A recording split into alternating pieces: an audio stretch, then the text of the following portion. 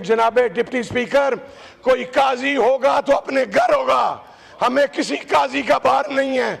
ये नहीं होगा कि आप कुरान के अंदर तारीफ करें, आप खत्म नबूवत के कानून के अंदर तारीफ करें। आप अभी मेरी बहन इसराइल की बात कर रही थी, आपको पता मरज़इयों का सबसे बड़ा सेंटर कहां पे है जनाब डिप्टी स्पीकर?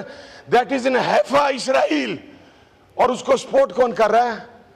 पाकिस्तान से सपोर्ट कहां से मिल रही है उसे? हमारी अदालत ने उस फैसले के अंदर 13 शिकें ऐसी हैं जिसके अंदर सराहतन कुरान के अंदर तहरीफ करने की इजाजत दी है।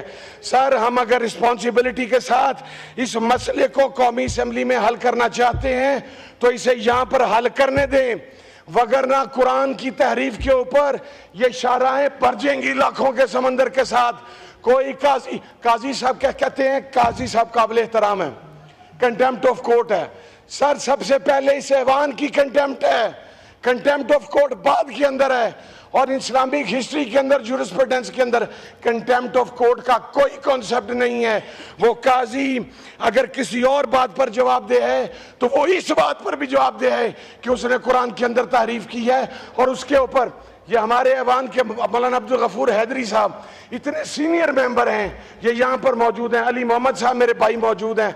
सर को बताएगा कि वो लॉ एंड जस्टिस की पब्लिक है, वो उसकी मीटिंग कब होगी?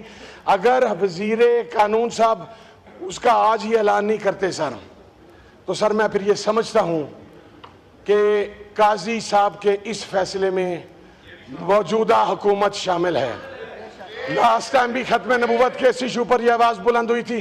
सर, मैंने आपसे रिक्वेस्ट की थी कि आप आले रसूल है, टाइम देंगे। मैं एक बात इमरान खान का नाम पूछ रहा था।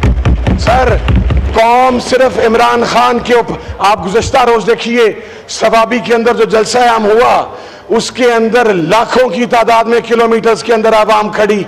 वो ये चाहती थी, वो ये चाहती है, वो ये चाहती रहेगी कि एक्सपायर्ड लीडरशिप से इस कौम की जान छुड़वाई जाए और जो कौम का हकीकी तर्जुमान है वो यहां पर लाया जाए। और जनाबे वाला, ये दूसरों